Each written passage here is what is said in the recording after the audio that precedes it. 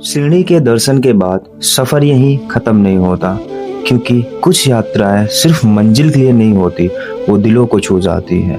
अब हम निकल पड़े हैं उस जगह की तरफ जहां भय भी है और भरोसा भी। सिग्नापुर शनिदेव, खुले आकाश के नीचे विराजमान न्याय और कर्म के देवता।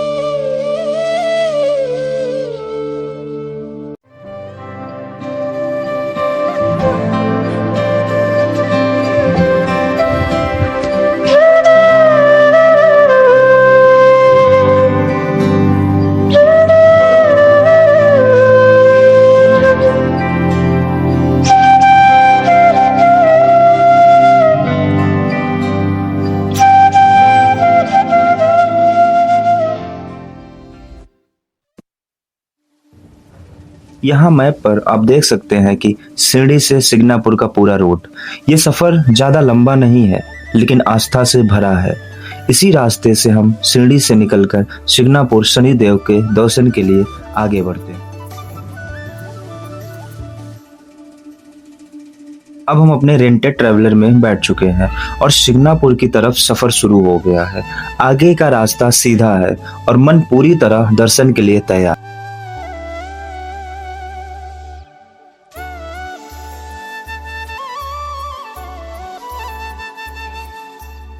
ये हमारे अंशुमन भाई, जिन्हें आपने हर ब्लॉग में देखा होगा। शिरडी से निकलते ही रास्ते धीरे धीरे शांत हो जाते हैं।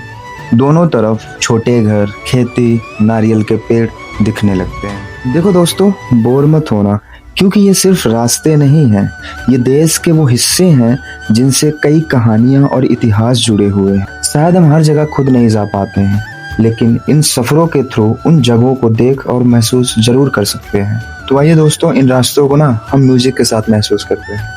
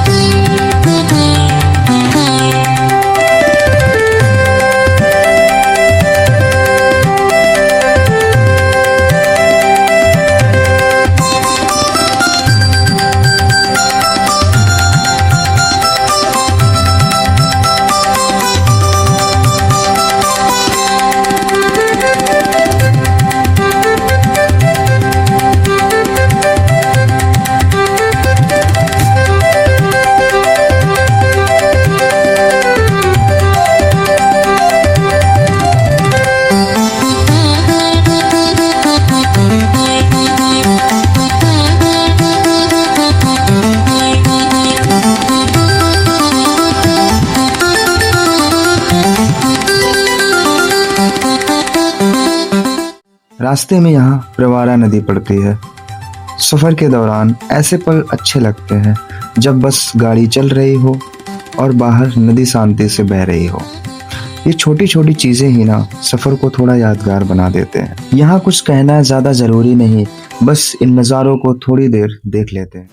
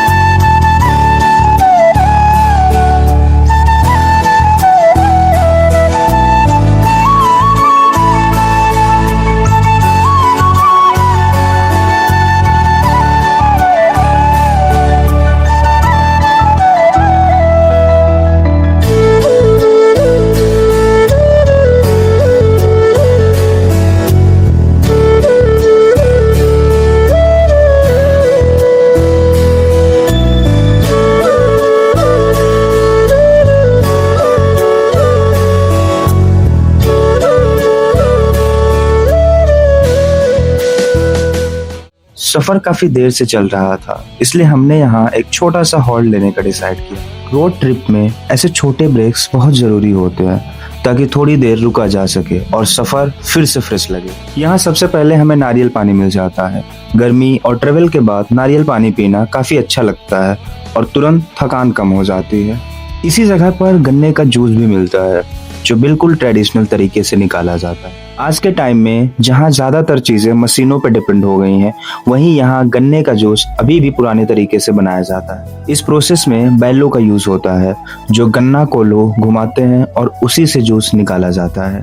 ये पूरा प्रोसेस देखना अपने आप में काफी इंटरेस्टिंग लगता है, खासकर उन लोगों के लिए जो शहर से आते हैं। यहाँ रुककर थोड़ी देर बैठना, आसपास देखना और लोकल चीजों को एक्सपीरियंस करना सफर को थोड़ा अलग बना देता है।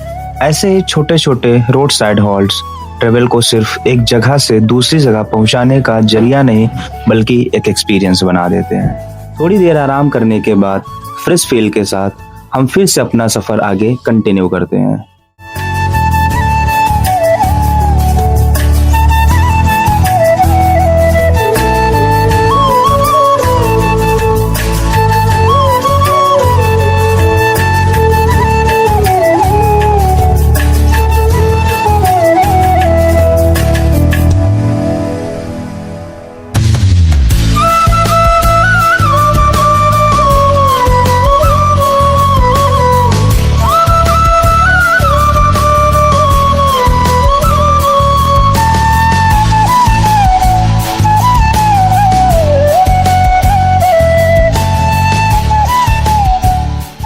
छोटा सा हॉल्ट लेने के बाद हम फिर से रास्ते पर आ चुके हैं। अब गाड़ी आगे बढ़ रही है और रोड साइड के नज़ारे धीरे धीरे बदलते जा रहे हैं। कहीं खुले खेत, कहीं छोटे घर और कहीं कहीं पेड़ों की लंबी सी लाइन मानो रास्तों के साथ चल रहे हों।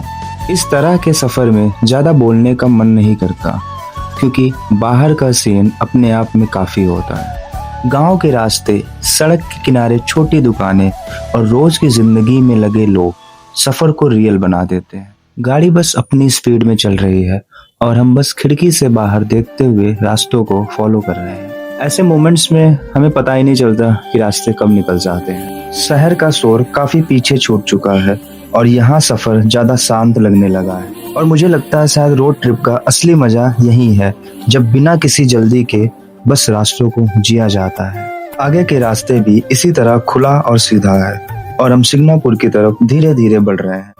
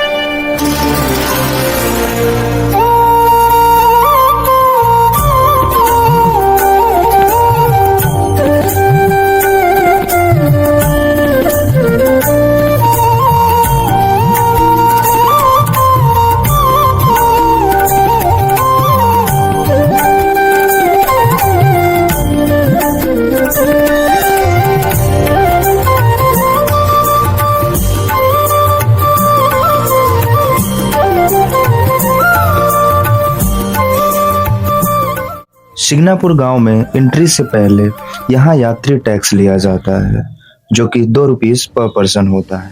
ये टैक्स गांव की तरफ से यात्रा व्यवस्था के लिए लिया जाता है।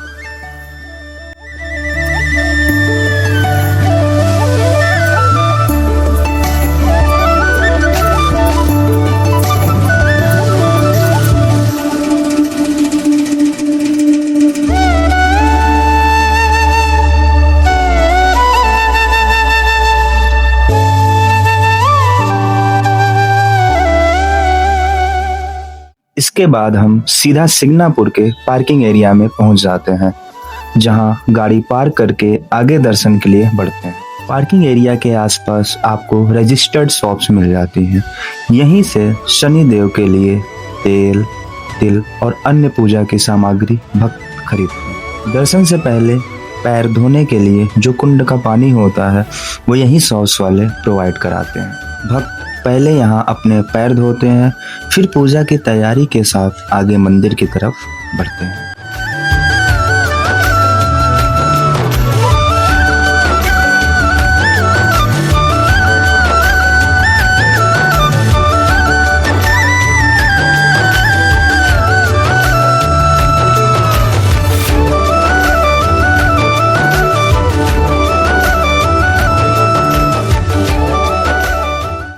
मंदिर की तरफ चलते हुए थोड़ा शनि शिग्नापुर की हिस्ट्री और इस जगह के विश्वास के बारे में बात कर लेते हैं। शनि शिग्नापुर महाराष्ट्र का एक छोटा सा गांव है, लेकिन शनि देव के विश्वास की वजह से पूरे देश में जाना जाता है। माना जाता है कि कई साल पहले यहाँ के पास से बहने वाली नदी में एक काला पत्थर मिला था। जब गांव वालों ने उस पत्थर को छुआ तो उन्हें अनुभव हुआ कि ये कोई साधारण पत्थर नहीं है। बाद में सपने के माध्यम से शनिदेव ने अपनी पहचान बताई और कहा कि इसी पत्थर के रूप में वो यहीं विराजमान रहेंगे। इसी विश्वास के साथ इस पत्थर को खुले आकाश के नीचे स्थापित कर दिया गया। यहीं से शनि शिग्नापुर का मंदिर बना, जहां आज भी शनिदेव बिना किसी छत के पूजे जाते हैं। इस जगह का सबसे बड़ा विश्वास ये है कि शनिदेव यहाँ स्वयं रक्षा करते हैं। इसलिए इस गांव के घरों में पहले दरवाजे नहीं होते थे और लोग बिना ताले के अपने घर छोड़ देते थे। माना जाता है कि जो भी गलत काम करता है उसे शनिदेव यहीं पर दंड देते हैं। इसी न्याय और कर्म के विश्वास के कारण दूर दूर से भक्त यहाँ दर्शन के लिए आते हैं। आज जब हम मंदिर के और करीब पहुँच रहे हैं, ये सारी बातें इस जगह को और गहरा बना देती हैं।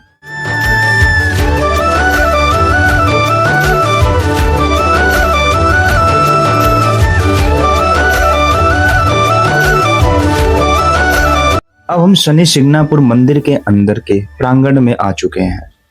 यहाँ का पूरा एरिया काफी ओपन और स्पेसियस है, जिससे भक्तों को चलने और रुकने में किसी भी तरह की दिक्कत नहीं होती। मंदिर का डिजाइन बिल्कुल सिंपल रखा गया है, जहाँ बीच में शनि देव विराजमान है और चारों तरफ से भक्त उनके दर्शन के लिए आते हैं। यहाँ आप नोटिस करेंगे कि मंदिर के अंदर कोई छत नहीं है, पूरा एरिया खुले आकाश के नीचे है। दर्शन के लिए अलग अलग वॉकिंग पाथ्स और रेलिंग बनी हुई हैं, ताकि भीड़ कंट्रोल में रहे और सभी भक्त शांति से दर्शन कर सके। मंदिर के अंदर सिक्योरिटी और वॉलंटियर्स हर जगह मौजूद रहते हैं, जो भक्तों को लाइन और मूवमेंट के बारे में गाइड करते रहते हैं। मंदिर प्रांगण के आसपास प्रॉपर फ्लोरिंग की गई है, जिससे बारिश या भीड़ के टाइम भी सफाई और सेफ्टी बनी रहे। यहाँ शनि देव को तेल चढ़ाने और दर्शन के लिए एक फिक्स्ड सिस्टम फॉलो होता है, जिससे किसी को कंफ्यूजन नहीं होती है। इतनी भीड़ के बावजूद भी मंदिर के अंदर का एनवायरनमेंट काफी डिसिप्लिन और कंट्रोल लगता है। इसी व्यवस्था के चलते दर्शन स्मूथ रहते हैं और भक्त बिना ज्यादा रुकावट के अपना दर्शन पूरा कर पाते हैं। मंदिर का ये पूरा प्रांगण सिंपल होने के बावजूद भक्तों की सुविधा के हिसाब से अच्छी तरह से प्लान किया गया है।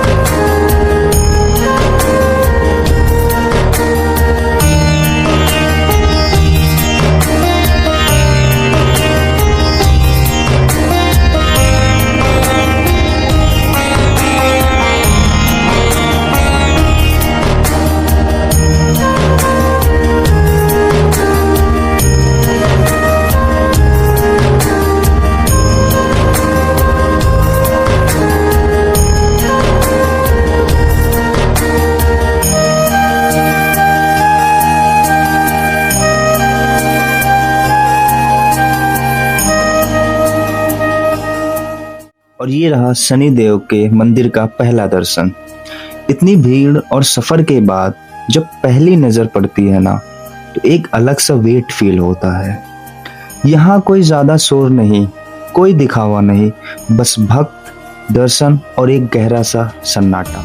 मंदिर का पहला दर्शन ही काफी स्ट्रांग लगता है, जहाँ रुक कर थोड़ी देर सिर्फ देखना ही काफी लगता है।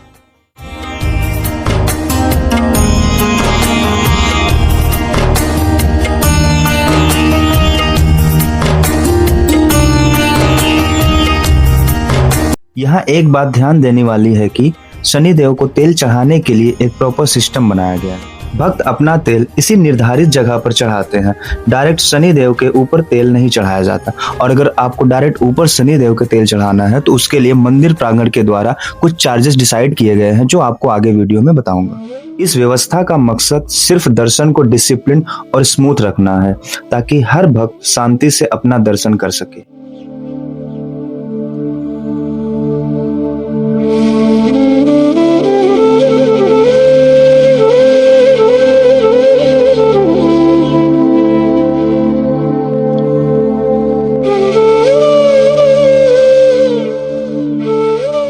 इसी वक्त शनि देव के एक्चुअल दर्शन होते हैं। यहाँ शनि देव को नहलाकर श्रृंगार करके आरती के लिए तैयार किया जाता है। ये पूरी प्रक्रिया शांति और नियम के साथ होती है, जिसे भक्त दूर से ही दर्शन के रूप में देखते हैं।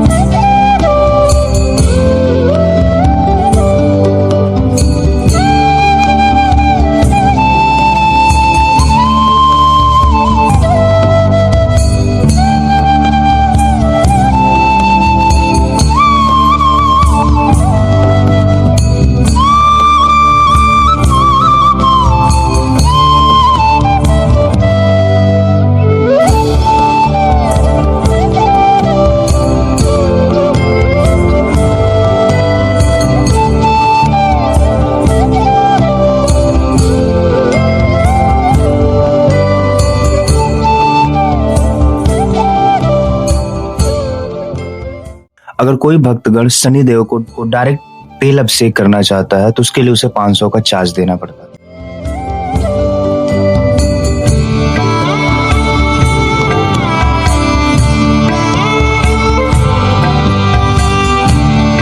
इसके बाद यहाँ शनि देव का प्रसाद बर्फी के रूप में भक्तों के लिए मिलता है। इस प्रसाद के लिए 20 रुपए की पर्ची कटती है, जिसके बाद बर्फी के रूप में प्रसाद आप ले सकते हैं। शनि देव के दर्शन के बाद अब हम मंदिर के अंदर के प्रांगण से बाहर की तरफ बढ़ रहे हैं। दर्शन के बाद का ये पल काफी शांत होता है, जहाँ भीड़ के बीच भी लोग अपनी अपनी श्रद्धा के साथ आगे बढ़ते रहते हैं। मंदिर के अंदर का ये हिस्सा खुला और वेल मेंटेन्ड है, जहाँ थोड़ी देर रुककर लोग सुकून के साथ आखिरी दर्शन जैसे महसूस कर लेते हैं। दर्शन के बाद अक्सर मन में ज्यादा बातें नहीं होती, बस एक अलग सा भाव रह जाता है।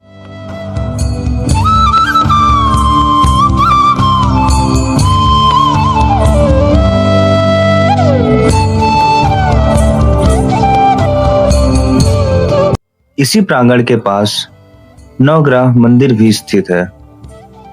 यहाँ नवग्रहों के लिए अलग अलग स्थान बनाए गए हैं, जहाँ भक्त अपनी आस्था के हिसाब से दर्शन और पूजा करते हैं। शनि देव के दर्शन के बाद नवग्रह मंदिर आना काफी लोगों के लिए अपनी यात्रा का एक नेचुरल हिस्सा होता है। इस तरह एक ही जगह पर शनि देव के साथ नवग्रहों का दर्शन भी हो जाता है, और इसी के साथ सिग्नापुर में हमारी ये दर्शन यात्रा धीरे धीरे पूरी होती है।